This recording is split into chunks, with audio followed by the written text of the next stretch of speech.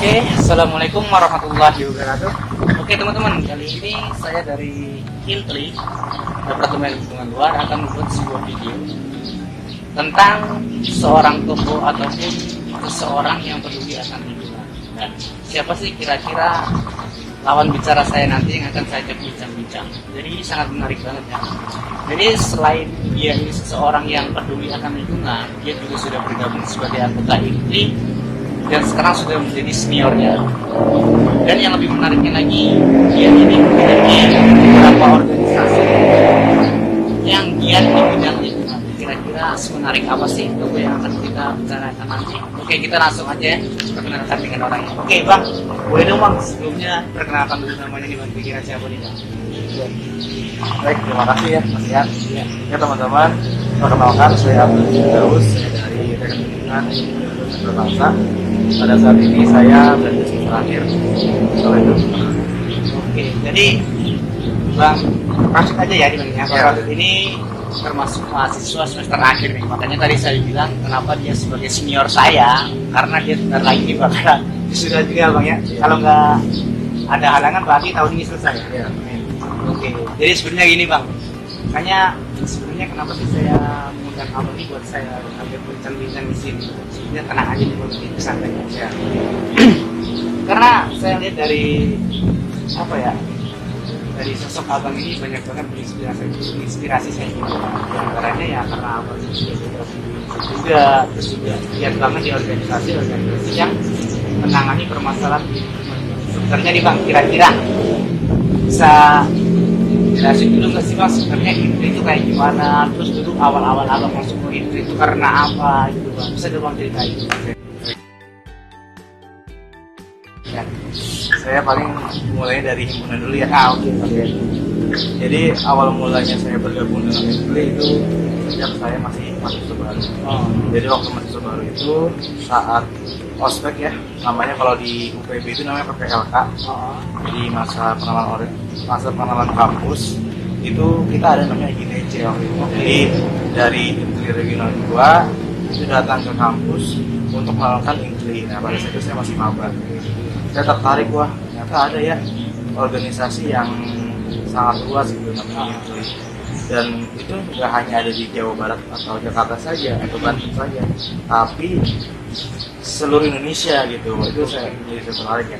Akhirnya pada tahun 2017 saya masuk sebagai mahasiswa baru. Tahun 2018 saya ikut di himpunan ya sebagai staf di salah satu departemen di himpunan saya. Lalu saya bertekad untuk mengikuti Intli. Dulu zaman saya itu masih sedikit waktu di kampus ya, sekarang sudah banyak. Saya awal daftar itu pada tahun 2018 di zamannya kabinet integritas ya, kabinet integritas tahun 2018-2019. Lalu saya naik lagi diamanahi pada tahun 2019-2020, di tahun ketiga diamanahi menjadi wakil ketua internal. Saat itu alhamdulillah diamanahi sebagai wakil ketua internal di kabinet intensi. Oke. Jadi itu sepenggalan tadi ya Bang Rosyid bisa bergabung dengan Intli. Tapi sebenarnya kayak gini bang, hal yang paling menarik nih kira-kira kok saya abang tuh sekarang saya harus masuk ke himpunan Intli ini, kenapa ini? Kira-kira apa? Hal yang tertarik saya ini pengen mencari relasi ya, mencari relasi dengan teman-teman yang ada di seluruh Indonesia, khususnya untuk teknik lingkungan yang ada di seluruh Indonesia. Karena kita ini ya butuh namanya relasi, butuh namanya pembelajaran, sehingga nggak hanya dari kampus saja, tapi kita perlu pembelajaran dari kampus lain gitu. Seperti ibaratnya kita tuh pengen tahu nih di kampus lain sama enggak yang diajarin oleh kita gitu. Nah kalau misalnya ada perbedaan, mungkin kita pengen tahu bedanya di mana, atau yang sebenarnya kita bisa saling melengkapi seperti itu. Jadi sebenarnya selain menambah relasi juga menambah jaringan seperti itu bang ya. Tapi sebenarnya gini, setelah abang ngikutin Intli ini ya, terus kira-kira hal yang didapat oleh abang itu apa gitu? Hal yang didapatkan yang pertama tadi relasi ya, terus yang kedua saya jadi semakin menjadi orang yang bisa bertanggung jawab atas lingkungan, terutama ya atas diri saya sendiri, atas konsumsi yang digunakan oleh diri saya sendiri. Jadi saya semakin bertanggung jawab, di mana nantinya itu nanti akan berdampak pada lingkungan gitu. Makanya saya semenjak saya di Impli ini ya jadi punya rasa harus nih kita dari sekarang menjaga lingkungan. Jadi timbul rasa tanggung jawab gitu Betul. Bang, timbul rasa tanggung jawab. Oke, sebenarnya sangat menarik. Sebenarnya Impli itu tujuannya buat apa sih diadakan sebuah organisasi? Terus juga peran pentingnya apa sih? Mungkin abang juga bisa jelaskan sedikit tentang Betul. tujuannya. Jadi tujuan Impli ini dibangun yaitu pada tanggal 3 September 1962 di ITB ya. Dulu namanya itu adalah IMTLP ya. Jadi Ikatan Mahasiswa Teknik Penyehatan Lingkungan Indonesia. Pertamanya penyehatan Ya, lingkungan. lingkungan. Lalu pada tahun 2002 di Kongres STTL Yogyakarta itu namanya diganti menjadi IPRI, Ikatan Mahasiswa Teknik Lingkungan Indonesia. Jadi adanya IPRI ini adalah wadah bagi kumpulan lingkungan yang ada di seluruh Indonesia, khususnya teknik lingkungan, untuk bisa saling berkembang, untuk saling bisa berbagi dan memberikan ilmu ya, seperti itu. Gitu. Sebenarnya memang jadinya anak-anak kan lingkungan itu diikat ya Bang, diikat seluruh Indonesia menjadi Impli itu tadi. Nah, di situ adalah wadah tempat mereka bersosialisasi, mereka juga belajar juga di situ ya. Jadinya sebenarnya menarik bagi teman-teman. Mungkin kalau di tempat teman-teman di sebuah kampus cuma ada himpunan teknik lingkungan, nah ini jadinya lebih besar lagi ya Bang, di atasnya itu gitu Bang ya. Ikatannya adalah Indonesia gitu. Oke, itu sangat menarik juga sih Bang. Tapi sebenarnya kayak gini sih, ini juga sebuah video yang saya bikin bukan hanya untuk memenangkan Impli juga, tapi sebenarnya ketika seseorang sudah masuk Impli, terus juga dia sebagai backgroundnya anak teknik lingkungan, kira-kira nih Bang, organisasi apa lagi yang abang ikutin? Kalau organisasi yang saya ikutin selain himpunan dan Impli, saya juga bergabung di kegiatan literasi mahasiswa. Itu salah satu organisasi atau komunitas yang bergerak pada literasi, jadi untuk pengembangan pengetahuan iptek gitu.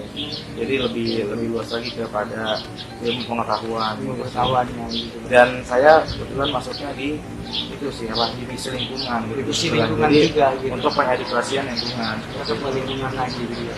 Tapi kayak gini Bang, dengan background teknik lingkungan, terus juga masuk ke organisasi, itu udah tempatnya dijadiin seseorang yang benar-benar peduli dengan lingkungan. Kira-kira nih dari pribadi abang, rasa tanggung jawab itu tumbuh sendiri atau kayak gimana?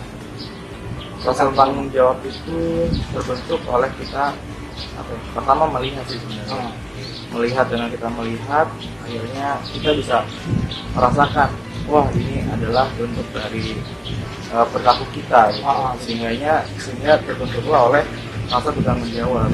Ini adalah perbuatan saya yang saya lakukan, maka saya harus menyelesaikan itu. Bertanggung jawab itu bila orang yang bertanggung jawab. Belajar dari situ. Pertama melihat, terus kedua merasakan, ketiga baru introspeksi. Dari situ kita bisa bertanggung jawab. Memecahkan permasalahan. Oke Bang, terbanyak lagi nih Bang.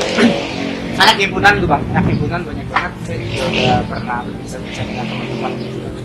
Sebenarnya anak teknik lingkungan itu memang mempunyai tanggung jawab untuk memperbaiki lingkungan, apalagi dengan kondisi seperti ini sekarang ini ya Bang, yang kita rasakan gitu. Kondisi sampah sudah sangat luar biasa banget, terus juga pemanasan global juga sudah banget gitu. Kira-kira nih Bang, langkah-langkah kecil yang sudah Abang lakukan nih untuk memperbaiki lingkungan itu apa aja? Oke. Salah satu langkahnya ya adalah saya bertanggung jawab untuk diri saya sendiri sih. Oke. Jadi misalnya nih saya susah untuk mengedukasikan kepada masyarakat gitu kan, itu sangat susah sebetulnya.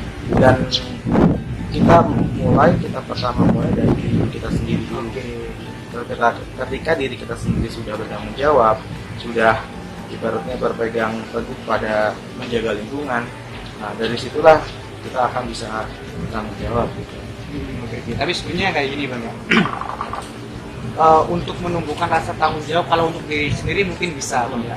Sekarang yang menjadi PR kita adalah kebanyakan masyarakat itu tidak mempunyai tanggung jawab terhadap lingkungannya masing-masing gitu Bang. kalau saya lihat dari cerita abang tadi, saya dengar dari cerita abang tadi, memang sebenarnya kita mulai dari diri kita sendiri. Berarti di situ kita memberikan contoh kepada masyarakat gitu bang. Ketika kita sudah mulai, kemungkinan juga masyarakat kemungkinan akan sadar dengan itu ya bang. Oke.